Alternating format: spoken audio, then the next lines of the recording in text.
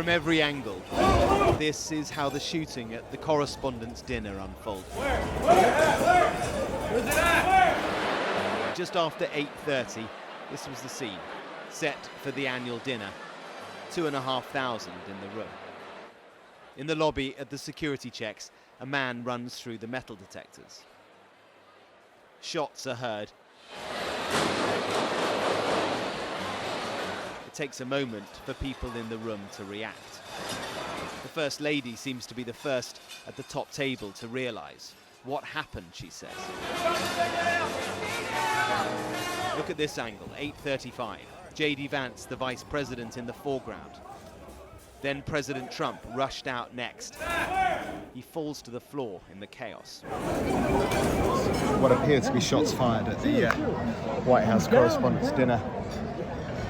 It's just gone. 20 to 9.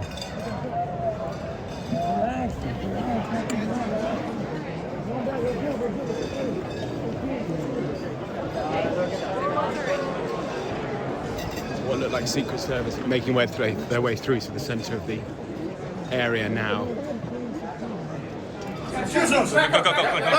The nation's top politicians rushed away. Are you okay, sir? Were you hurt? They'd been seated as guests at various different tables. We're all being told to stay in the ballroom at the moment. You can see just how many people are here. An extraordinary moment. The annual White House Correspondents' dinner brought to a very, very frightening halt. Just outside the ballroom where the shots had been fired, a suspect on the ground. The president, by now secure and back on his social media, posting these two images of Cole Thomas Allen, a 31-year-old from California. Law enforcement has requested that we leave the premises consistent with protocol. And he wanted to emphasize that nobody was hurt. He and the First Lady, the cabinet, everybody's safe.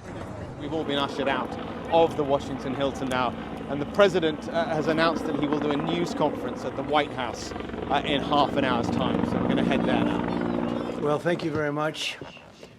That was very unexpected.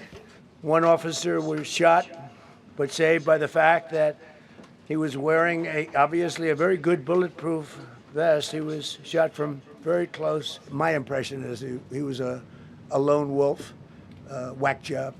Well, that was a memorable news conference for sure, not only because it happened so quickly after the shooting, the president being ushered out, whisked out of the ballroom, driven from the Hilton back here to the White House, and then pretty much straight into the press room to deliver that news conference. But look at who was around him as well. His wife, the First Lady, was there. The Vice President flanked him as well, and so many other senior members of the cabinet. Really unusual, remarkable. But I think more broadly, just to reflect on what the president is describing as another assassination attempt against him, one that this time so many of us witnessed as well.